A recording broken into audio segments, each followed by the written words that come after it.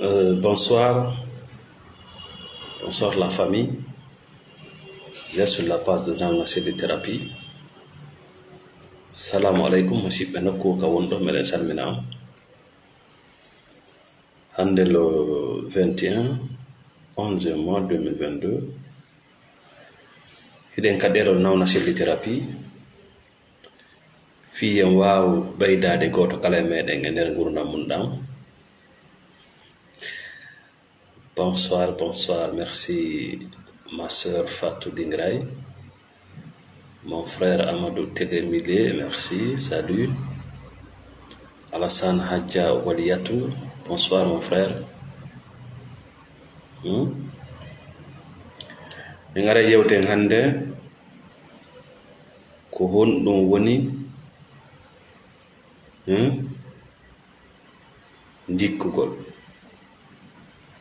ma ko honɗum woni ɓendugol. Andi bana adama ka arande lawol makko haray ko ɓuri hewde kon o anda piiji ɗin e no ɗi wonirno. Haray o anda aduna on no woni e yarude.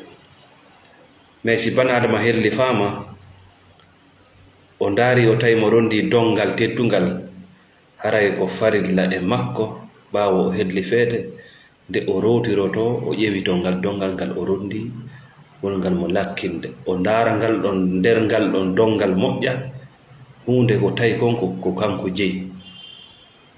Si o tawi ton ko o jeeya yo ɗuytu dongal ngal ko ɗum woni teddinde dongal ngal ko jewɗa kon tedda. Wallahi diina Allah kan ka tedda,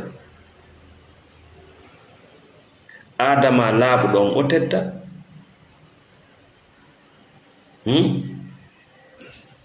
Ko moƴƴi kon tedda no hayfi. Merci Mariam Diallo from Turkey, thank you plenty. Wondugol e yiɗuɗoma tedda, seppa no na ko teddi. Gorko ma ɗum na ko teddi, ɓenguma tedda, so tawi ko gorko no tedda. Merci ma sœur Idjatou Niane. Si bana adama helle faama laaɓanima fes hande kadi ko a responsable.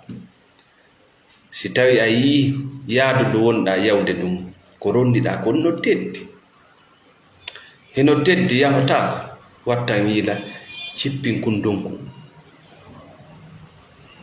cippin dongal ngal ha ɓuuɓa wata yahu tun wa ko dammi yahata yimɓe hoggo min nani men jaɓi ko ɗum Allah muuyi ala ko mi waawi. Wata naatu e ɗan gurdam, tan naatu e gurdam hoggo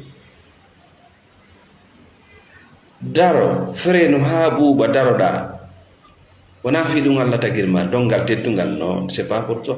Cippina donku makum uddita ndaara a taway ko teddi kon ton tigri c'est pas pour toi.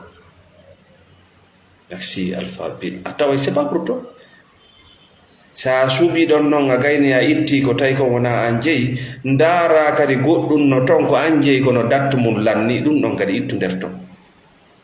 Ndaara goɗɗum no nder ton ko an jeyi dattu mum lannaɗi kono ala nafoore, ɗum kadi itta nder ton. Ɓoyde a sakkitoro e tawa ala goye ko rondoɗa, ara e hunde ala ko rondoɗa.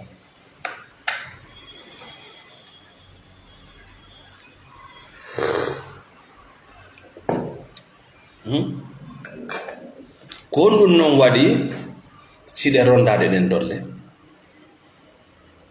ko honɗum waɗi ka arande laawol iɗen rondade ɗen dolle.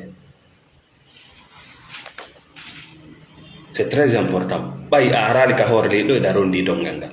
Ko honɗum ronduma dongal ngal ka arande laawol, ko honɗum tawi sa hewti a helli fama ko ya cippi, ko honɗum rondima dongal ngal, ko hombo ronduma ka. Par ce que ko rondaniɗa hoorema tedda, mais ko jama on mooɓi ronduma, ça c'est pas facile. Ko honno ɗum ɗon hewtiri ka hoorema. Ara nun ɗon ko ya faamu tu a été programmé, c'est-à-dire hiɗa ne'ira neydi fiya wuuru e nder kuɗol. Hiɓe télécharge application wiyeteɗo couleur, la peur en toi. Dina ka ne'iraɗa kam wona dina Allah. Dina Allah kam huɓɓintam. Needi ndi wonaɗa ne'ede fewno ndi wona needi ndi mamaɓe ma accuno. Ɓen accirale ma ñoogo. Ɓen gari ko worɓe, ko rimɓe.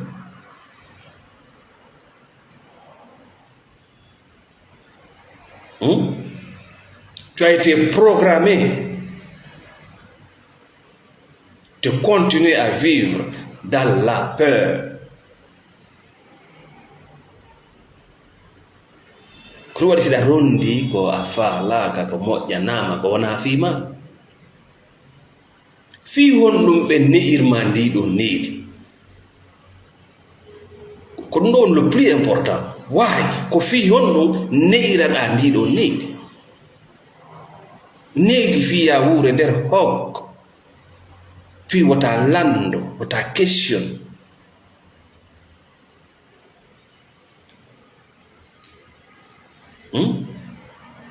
Ko fii neɗɗo huluɗo reedu ko neɗɗo ɗoftiɗo.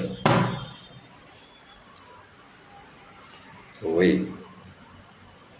Neɗɗo huluɗo reedu ma wiya neɗɗo ɗenƴiɗo, neɗɗo hula reedu ko neɗɗo ɗoftiɗo.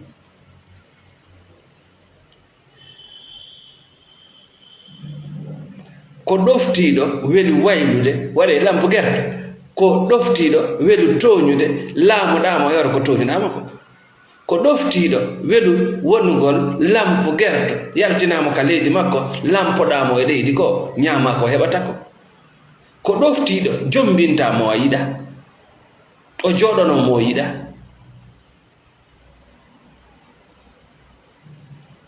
Ko waɗi si ɓen programme ra e oɗo programme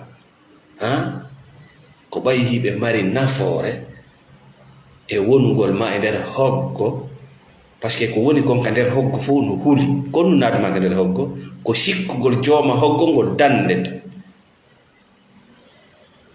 Ko sikkugol jooma hoggo ngon hoggo waɗango ɗon so une protection. Non, ko camp de concentration, is a slavery, ko macca nga.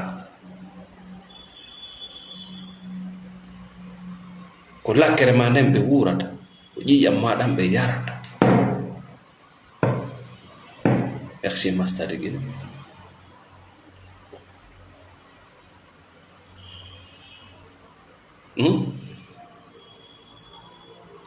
Ñanne ɓen no andi o gunduɗo, bileɓe ɓen no andi o gunduɗo, waɗayɓe politique lamateri no andi o gunduɗo, yeesoɓe bomɓe nodditirtoɓe yeeso yagal kala fedde hiɓe andi o gunduɗo.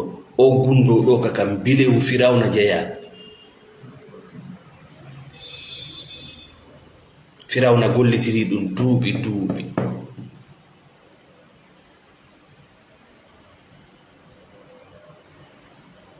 Ne'irgol yimɓe ɓen needi kulo. Sa yii hiɗa yaha ka karamo ko baatini to a été programmé. Sa yiɗa halfino e bileyo to a été programmé. Sa yiɗa halfino e association to a été programmé. Ko honɗum holuɗa? No woodi ko holuɗa. Sa tuubali ko sa maayi ko yiite wonda yewde. Ko ɗum wiyete shirku suuɗiɗo.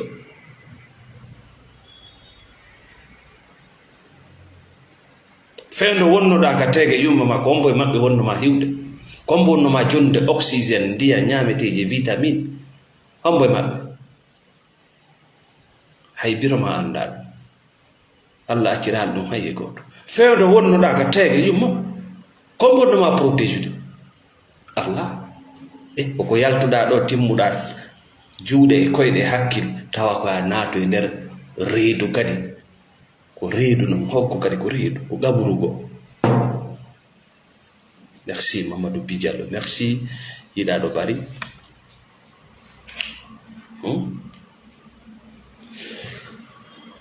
Oro ko gundo gollitiraɗo ko neeɓi e nder mbiɗa yagal. ne'irgol mbatula on kulol ɓendata kon manipulation de la masse.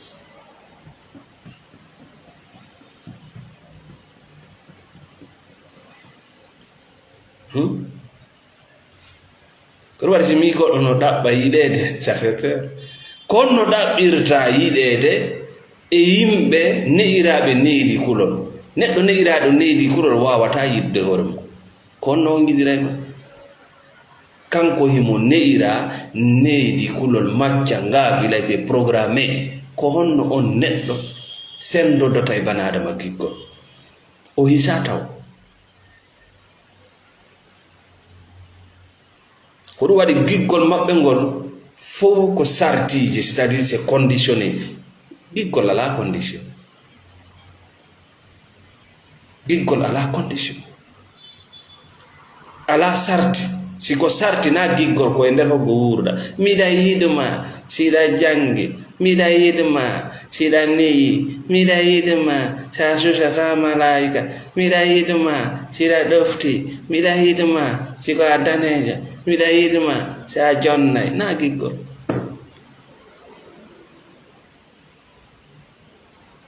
Giggol ko ya ƴettu goɗɗum e ɓernde ma nden hokka goɗɗo jonna mo sarre tuuti san fise anda ko waɗirɗa nawna selli ko fi won ɗum iɗa yiɗi waɗugol life mi anda. Voilà, ça c'est une mission fi ɗum tagiranɗo, tu ne sais pas. Kaari ko fi won ɗum iɗa yimande wallahi mi anda. Condition ko no yiɗiranɗa o mi anda, miɗa yiɗimo ɗo yimsa. On sikki giggol ko o coko caaka giggol ponting.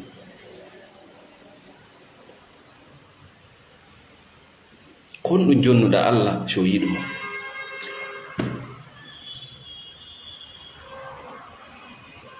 Wiide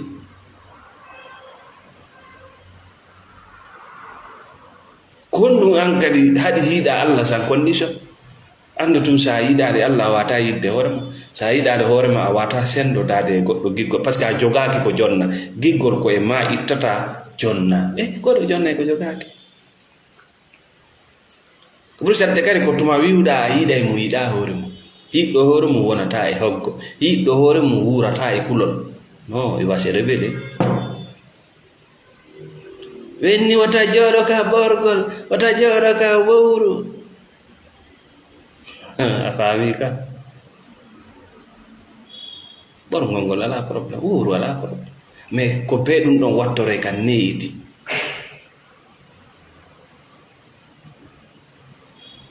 Wota baɗal ma ngal wayri so, wota lowto fewndo futuro, wota yaltu voyage alkamisa. Ça n'a rien à voir avec la vie. Alkamisa ko alkamisa, wowru ko wowru, futuro ko futuro. Connexion hon ɗo woni hakkunde ɗum e aduna ma rien. Koko wattorte nder ton wowtineɗa wota waɗu hara landaki. Naya landu. Ɓe haalantama ko fi honno naya landu. Donc on est en train de te programmer.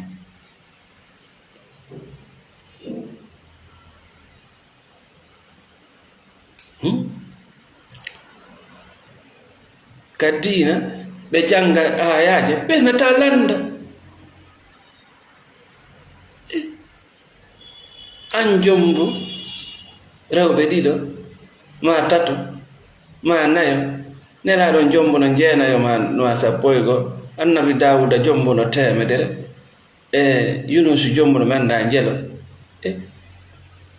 Wona ya lando. Il y a une explication claire pour ça. Ko fiye non ta sianga anda wawata sifanade o tigi laaba inno baba min mi anda, mais ta inno tigo taw lando.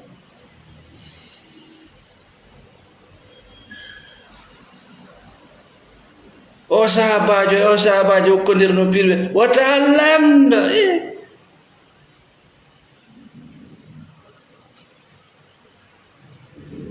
Allah kanko dina makko kan tibiyanan li kulli shay'in o inni ko ɓanganduye fi kala hunde ko dina makko kanno. C'est l'éclaircissement pour toute chose, c'est la science. Dina yimɓe ɓen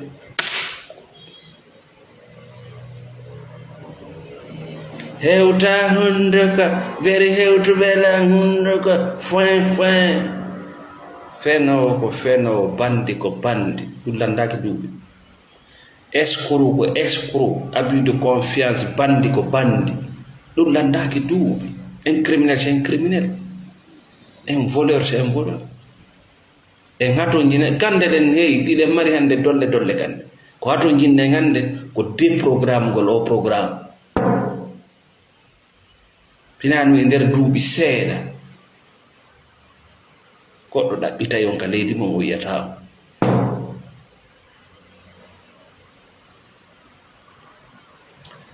honɗum waɗi bomɓe ɓen no yiɗi o gundo jannugol yimɓe programme ɓe kulol ko fi honɗum ko ɓay ka arande laawol neɗɗo hula reedujo ko ɗoftiɗo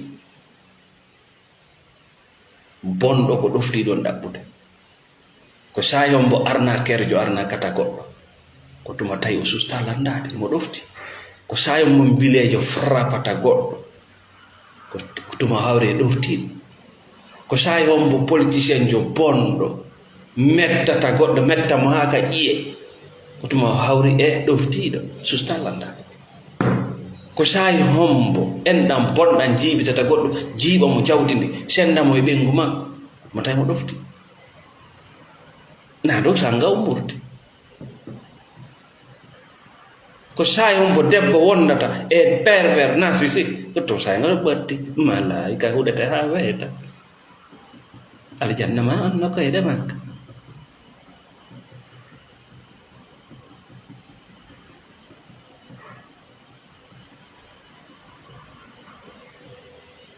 donc haray ko o gundo Firawna gollitiri. Firawna c'est des générations et des générations o iwa ɗo o ara o iwa ɗo fof ko Firawna wiyata ɓe fof ko o gundo ɓe gollitiri.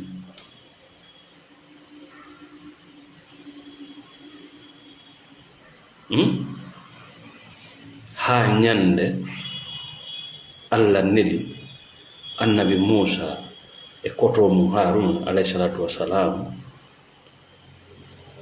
ɓe ari ɓe fewti e makko ko fof huli kom ɓe fewti e makko ɓe haalanimo mbileɓe makko ɓe murti ɓe andini aduna on Firawna ko kulol gollitirta ko ɗum Firawna wi mi taƴay koyɗe monɗen e juuɗe monɗen mi lutodira voilà enen kadi ɗe mari sifa ɗum mi adoto Allah e balɗe maɗe donc angida ɓuri Allah forude o adoto Allah e balɗe maɗe mi wuɗirte endu andu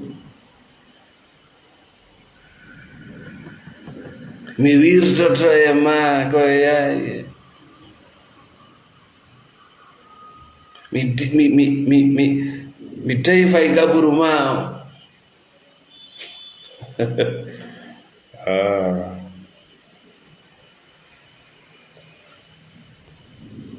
Les personnes faibles, c'est leur force. Les personnes fortes sont des personnes qui donnent la confiance. Qui te donnent la sécurité. Ils ne vont jamais te menacer. Ils ne vont jamais t'intimider. C'est des personnes très faibles. Très très faibles. C'est qu'il est faible.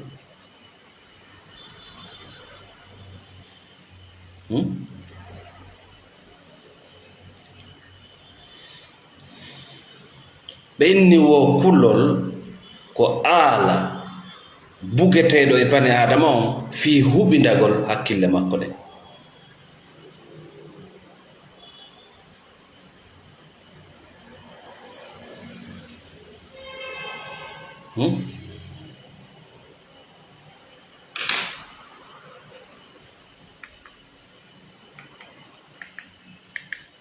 sonnajo salano goɗɗo e bandi hara himo mari dalil laaɓuɗo mo sella no o falaka nden ñande e grand jon ittata dépense yoɓata facture grand jon no metti hunduko mo sukkure kanko jeyi ɓandu o yandu mum sukkure ko téléphone faale bugade anda ɗum ça c'est partage ɗum koko sendete ko makon no hitti ko makko kon no hitti tayaji makko ala ko ma tertoɗa grand wiya grand jon gisan yetti téléphone nodda question réponse allo salamu aleykum ene waɗa ɗon o parle ene konno mako ɗo debbo salani ke gorko konno mako ɗo question réponse malaika urema weta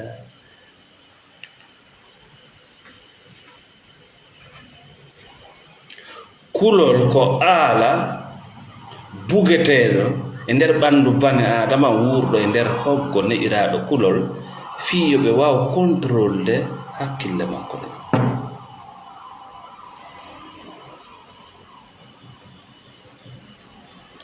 question réponse wona fi mo janga ko fi janguɗo ko wonɗo e jangude mo jogii defte mo jangude imo fiinede immorde ceernoɓe waɗoɓe darsuji woodi ko o faamali e ko o fiina kon mo lando ɓeya jaabo wona fi wano enen ɗaɓɓayɓe goonga question réponse na fi ɗaɓɓayɗo goonga par ce que ko landotako ko tawata aranzatamo kon ça c'est de l'escroquerie religieux c'est-à-dire kala tout ce qui t'arrange an ko ɗum noddat non a doit kay landade ce qui arrange la femme ko hatta landoɗa fi ɗum gorko mo ittata dépense ganno mako ɗon voilà debbo gorko mo okkorta ɓenga mum ganno mako ɗon okkortamo mbuuɗi gonno mako ɗon gorko mo yurmetake pervers gonno ko hatta landoɗa ɗum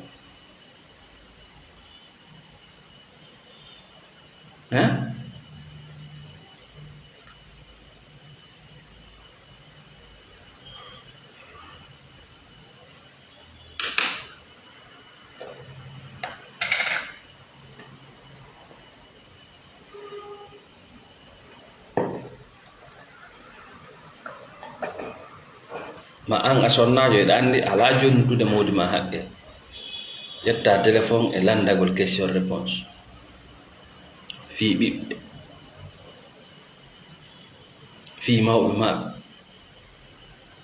hatta landoɗa debbo mo jonnitata modi mum haqqe debbo raɗotoɗo modi mum ka suudu debbo four électrique debbo yurnotoɗo téléphone modi mum ko hatta landoɗa koye piyoy kadi debbo wattito modi mum e gorko ko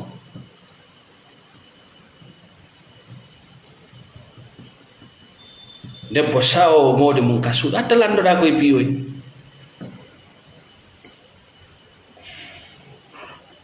ɗo garay ko honno no yaltirta ɗum ɗo faut être conscient ko be wona neɗɗo artirowo miijoji mum ɗin ka ngandi hakkille ko ɗum woni conscience c'est à dire ara ka réalité iwa ka émotion ara ndara piiji ɗin no ɗi wonirno yaha e ko huluɗa ko wota jooɗo e kaɓorgo wota jooɗo e wowru wota paɗal ma ngal waylito ta yaltoyal kamsa ta lotaka subaka sonno no ngaatin ko haɗi ara dans la réalité wowru gonɗum woni golle wowru ko kattugol makka ko unugol e mayru ko unugol woni golle wowru si ndu ala ka unirede ndu wawi waɗede jullere poye mbar ɗon on a ñawdi futuro ko ɗum futuro mari e gurdam ma futuro ko waggutu kosiɗa mari ko sika julɗo juula sa juulata joɗɗa jokka haji ma ko ñallankal woni yawde jamma on no arde ɗon laawi sondu ndu ŋaati foy sondu hatta an a ñallay aatude hatta sondu ndu aatu ko hanje ɗengal mayru ko firi won ɗum batinijo firina ma fi sondu noon si ɓe ɓiɗɗo ma no nawni pali haɗina ɓamo ñawdu malaika honto o woni inni o holle honto woni yo hollima honto on malaikajo woni andinama ko woni golle makko ko windugol ko golla si bugama ko yo ndaaru kaka dagi o bugi kaka ka harmi buga ko ɗum malaika windata ka o bugi ɗo mo ittude dépense ka ala ittude dépense mo yoɓde facture ko ɗum malaika winda gida bugi ke ma bugaki haji malaika landomo ko honto malaikaji mo woni toi tu vas régler tes comptes avec lui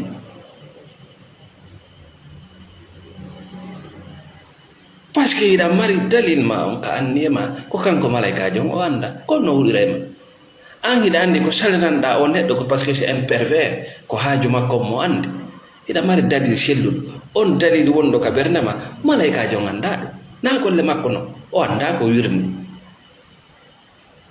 ko ni golle makko ko si bugama wara winda koko dagi kaka ko harmi buga gongo wala koko dagi wala o winda ni ka o bugi ɗo kon waɗi sino dagi kanko ni de dépense kon waɗi sino daganimo kanko ni yoɓde suudu kon waɗi sino daganimo si nawni kanko ñawdata kon waɗi sino daganimo o kanko danki ɓiɓɓe ɓe wala sona ɗum ɓe windeki sanno harmi malaikaji huuɗe su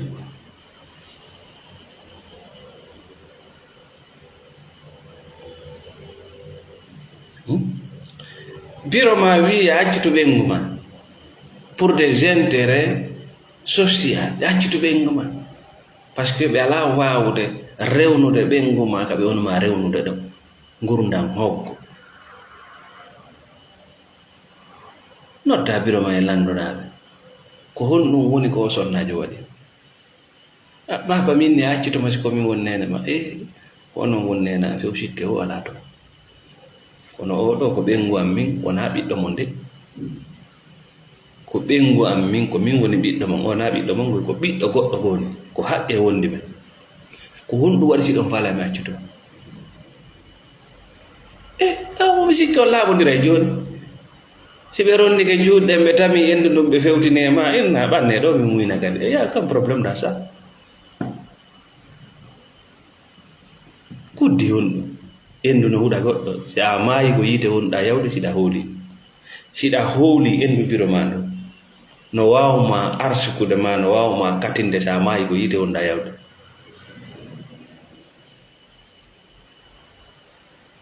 si a maayi kaka yiite wonɗa yawde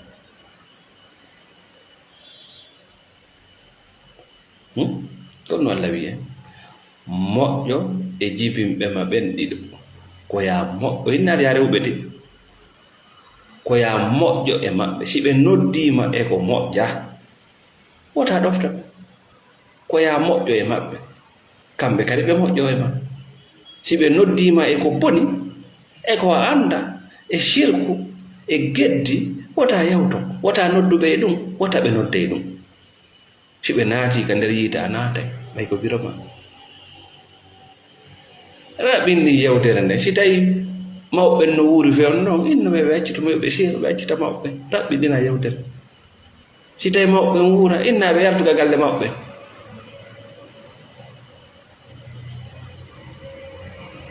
an hiɗa waɗi pré accitugol madame ma ya aucun souci mais ɓe woni exemple tawɓe hol ɓe acciti bemma ɓe siro ɓe ha fewi si tawi mawɓe wuura ɓe yaltiga galle maɓɓe ɓe yaltoton ɓe yaaka maɓɓe ɓe cekkede chef hey il faut tout questionner sina ɗum si a maayi ko yite wonɗa yawde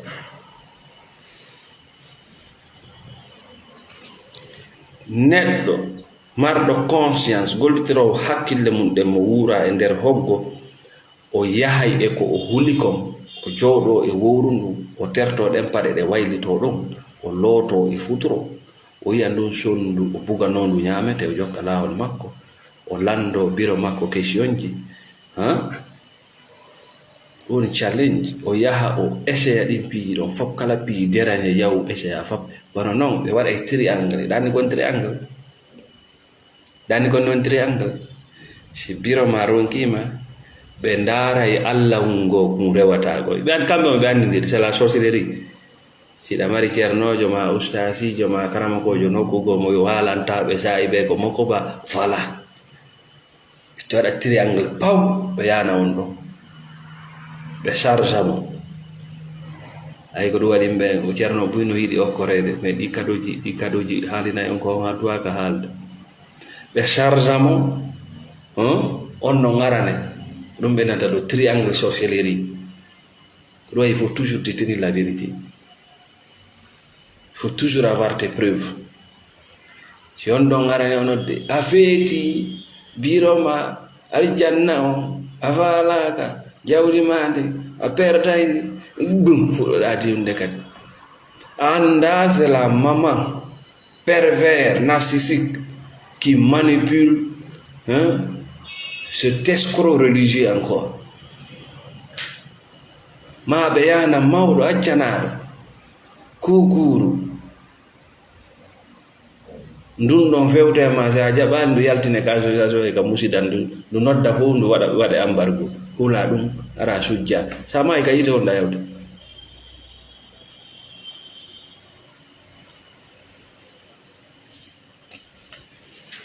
Wona ya ukko e piiji ɗi giɗa umbigite maɗa diina an nasara ɓe jiiɓade ɓay raɓɓe maɓɓe ɓe watti ɓe yide ɓe munno ɓe juula munne juulo taw ɗuɗugite de o ya munno juula.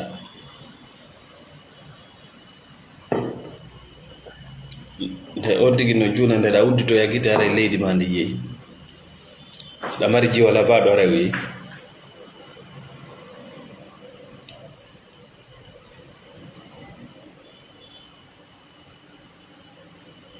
sa golliti o ɗuma ɗo o thérapie mo wonanɗa haalan ɗo ko wiyete éveil de la spiritualité andu no aray ka wonata feerejo.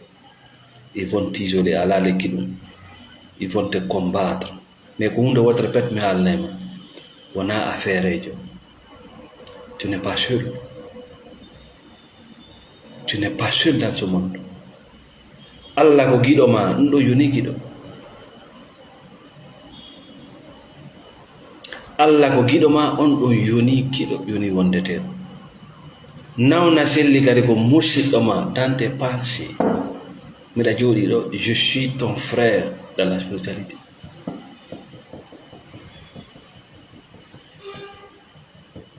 Si a wawi wonde ɗon tabita ɗon wallahi billahi tallahi ko aljanna aduna wonɗa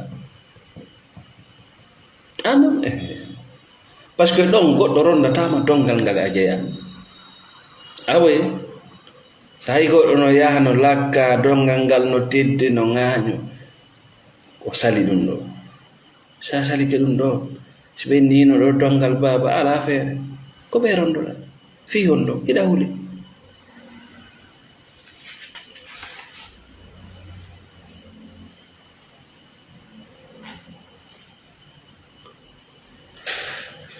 Yon non ko honno duwaɗon jannir ko honno duwaɗen jannirde fay ɓe ɓaynayi en arɗo e haalugol wa politicien africain haala wi naɓa artira ala hoore ala pooɓe. On va chercher quelques solutions.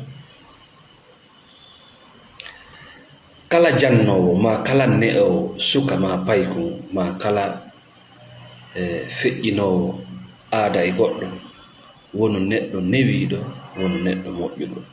C'est très important. Ta wono neɗɗo criminel jo yoora ɓernde ta jaɓ. Si tawi tun a jaɓi wongol jannowo jangana kuɓe ma ɓe yoɓe yiw newende ma e yurmede e moƴƴere. Ko njelo yiyata e meɗen si yalti aventure yehi susata yitayi ka jangete aña e qur'ana aña kala ko nanditi e diina ko yimɓe adinaɓe e jungo yimɓe criminel ɓe woɓe jannude ɓe letta ɓe programme ɓe fiyoɓe wonu lampo gerto yimɓe hoggo. Donc si ɓe yalti aventure aji maɓɓe ala ko wiyete diina sona goto goto si wona goto goto ɓe jannay ɓe tawhidi ko yiyata e nder ko ɓe jannata tawhidi ko récupéra ɓen ɗo goto goto. Si tawi tun a woni janno ma woni ne'ayɓe wonu newiɗo Allah no yiɗi newiɗo kala ko newende yalti e mum Allah faalaka kala ko wiyete newende newagol kala ko yalti e mum Allah faalaka ɗum waɗi dewgal mongal Allah no yalti e maggal fes parce que newende ala to golleji mon ɗin Allah no yalti e mum fes politique mon Allah no yalti mum fes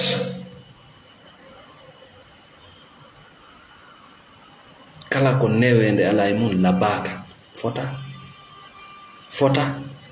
ko ɗum kanini dina mon kan newende ala to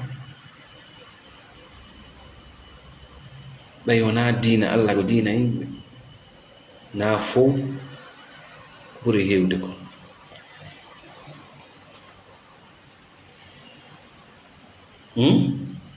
ko nden newende ɗon waɗata e ngo nden yurmede iwayde ma ɗo watta ha jangana ko jon yiiɗa ko wondamo jande ko si goɗɗo yiiɗali goɗɗum ko wiyete kaari no hunji kaari hunji ke lintika si o yiiɗa ko samakal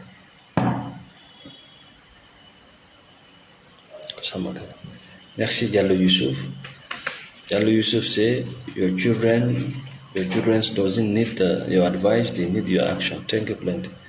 Diallo Yusuf wi pay koy hatun jina e wajuji ma ɗin ko ɓe hatun jini koko gollata ko non wonede pay kun ko gollata ko ñembata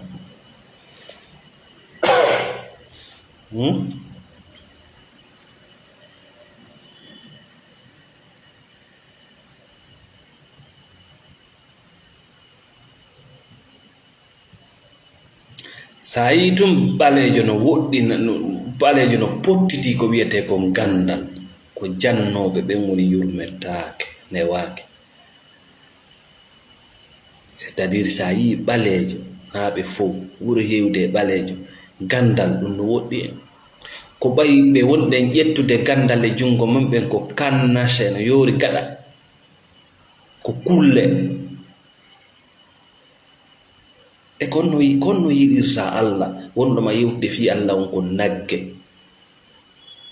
konno yiɗirta science gandal wonɗoma jannude science gandal on ko dammol ko criminel a wawata yidde ko ɗum mo yiida wono doga ka heɓata mbo sappo e mbuɗɗiɗi wono wakkili ɗum ɗon ono jangata par ce que gandal ngal feƴƴinaka e dow giggol e dow newende e dow yurmede o yiɗa wa sikkay ko leggal yiite maɗɗi wono jannude e konno janno on famirta hulɓinayɓe woni a hulɓinayɓe woni ka a jannayɓe woni a sa'ayɓe woni ka a jannayɓe woni parce que tout simplement c'est pour juste programmer l'enfant à devenir un peureux. On doit programmer l'enfant pour qu'il devienne un peureux. Fiyo won neɗɗo hulɗo neɗɗo non ɗofta andi ka ɗoftare makko bombe ɓen nafitorta laamuji bonɗi politicien ɓe bomɓe mawɓe musidal bomɓe bile baatiɗi c'est-à-dire kamɓe ko ɗof dar neɗɗo mo ala nden ɗoftare e sustama nde arnarkerejo no yewte o taway taw yewtiriji pimo mari piyonji tati a jaabike ɗi sa jaabake ɗo haalta aɓa no wodi landalji ɗi ɓe lan sa jaabi ɓanni ko annakke nde karam ko baatinijo no jonne numéro makko invité ka makko no wodi landalji piyonji ɗi o naɓata ɗum ɓenta gawa nakke sowaji sa jaabi kedi no ɓe andiɗe o naati ko gonga no woni few ko gonga no woni few wallahi ko gonga ɗa mari dalil ko wonɗa gonginde ko kala mo yiɗa no yiɗi jantagol histoire ji c'est un bidon kono jantantoɗa tarik goɗɗo ara ɗo hande natirni kaari sinci ɗo ɓeri ɗo malayika iwi doga walimi hoyɗi boddi kono jantantoɗa ɗin tarikaji bon on tan mo jonnatamo ɗon jantoɗa il sent directement que tu es un mouton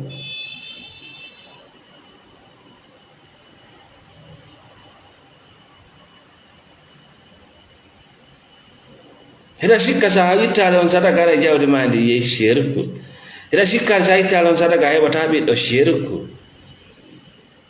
heda sukde yittale on sadaka seeɗa e ɓengu ma shirku a waɗa e accident shirku a maayi ko yiite on ɗayam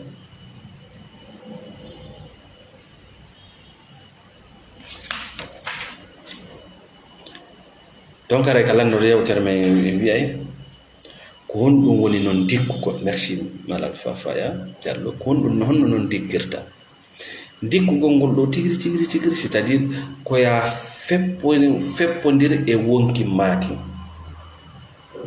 ko ya etto ƴetta gurdam maɗa feppondira e wonki maaki. Kon ɗum woni wonki maaki ko bani adama woni gera feppondira e makki, dartoɗa kala hoolare sakkotonde bana adama, kala hoolare jogotonde bana adama tawa wawata yaade, kala hoolare poɗitirande goɗɗo ɓaawo haala woy fuu fa fuu woy koye ala no ko sari koye ɓeydata bana adama fus.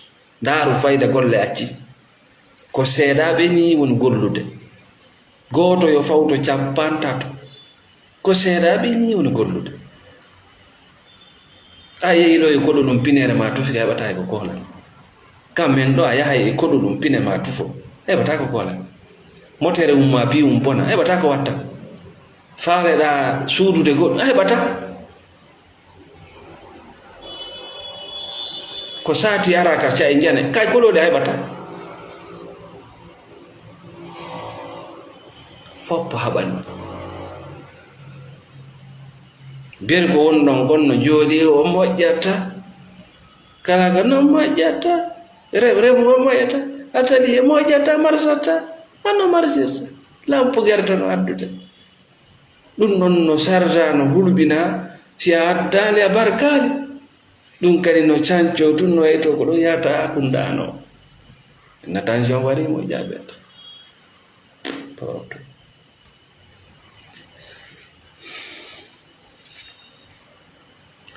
Koya etto feppondira e bani adama yaagal ha wawa waynodirde e hoolareji sakkotoɗi bana adama wonugol fi ko tagirako.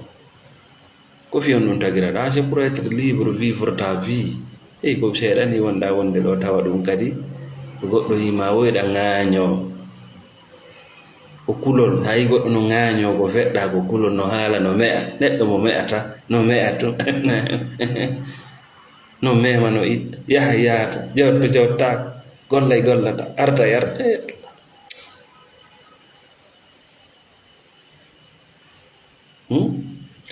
Ko sifa ɗe gande ɗo yiyata bani adama emo heewi aɗa haalugol inde diina, inde Allah, inde annabajo, kono baba sa yurniga o sa yimo ja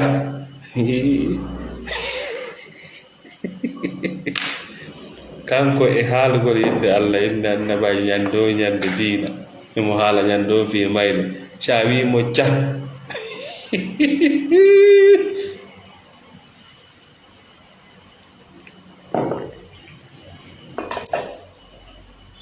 o haalay ɗon ko ande e ko anda.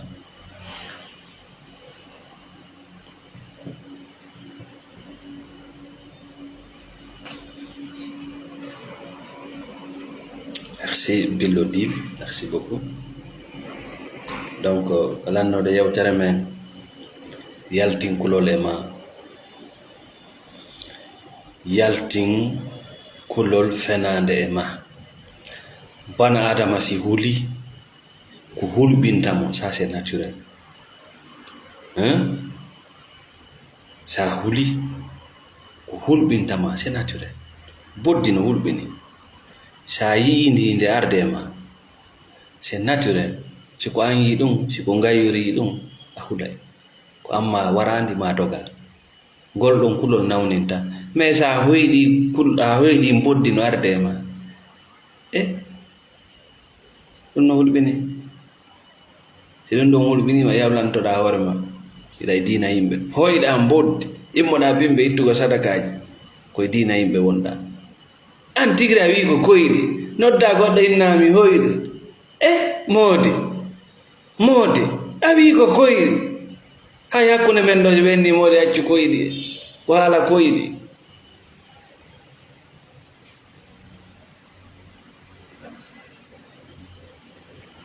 Nawnuɓe no ɗuuɗi, ta yimɓe no jinda ɗo, nawnuɓe no ɗuuɗi.